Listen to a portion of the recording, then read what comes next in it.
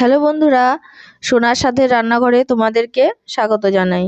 আজ আমি সর্ষে পোস্ত পাবদা রেসিপিটি তোমাদের সাথে শেয়ার করব।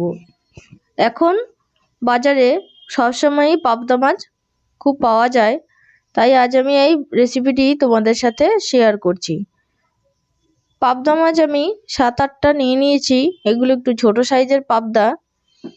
এর মধ্যে আমি নুন, হলুদ এবং কাঁচা তেল দিয়ে ভালো করে মেখে রেখে দেবো 20-25 মিনিট। পাবদা মাছ ভাজার সময় খুব তেল ছিটকায়, তাই এভাবে মেখে রাখলে একটু কম তেল ছিটকাবে।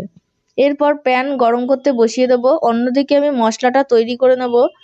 নুন, হলুদ, সর্ষে, পোস্ত এবং কাঁচা লঙ্কা একসাথে আমি পেস্ট বানিয়ে নেব। এরপর প্যানে তেল গরম করে আমি মাছগুলোকে লাল লাল করে ভেজে তুলে নেব। এরপর ওই তেলের মধ্যেই আমি দিয়ে দেবো একটু কালো জিরে। কালো জিরে দিয়ে একটু গন্ধ বেরোলেই তার মধ্যে দিয়ে দেবো অর্ধেক পেঁয়াজ কুচি। পেঁয়াজ কুচি দিয়ে একটু ভাজা হলে তার মধ্যে দিয়ে দেবো অর্ধেক টমেটো কুচি আর স্বাদ মতো নুন দিয়ে একটু কষিয়ে নেব। এরপর একটু হলুদ দিয়ে দিলাম। হলুদ দিয়ে একটু কষিয়ে নিয়ে তেল ছেড়ে আসলে তার মধ্যে দিয়ে দেবো পরিমাণ মতো জল।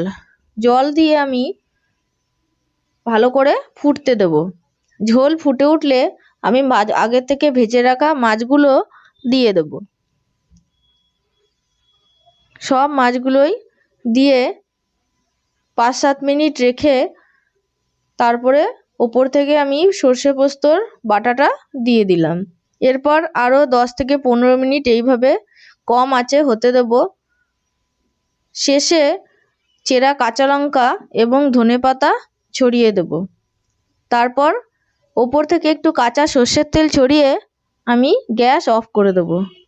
কিছুক্ষণ স্ট্যান্ডিং টাইমে রেখে গরম ভাতের সাথে সার্ভ করব। আমার এই সহজ রেসিপিটি তোমাদের কেমন লাগলো অবশ্যই কমেন্টে জানিও, আর রেসিপি পছন্দ হলে একটা লাইক করে দিও।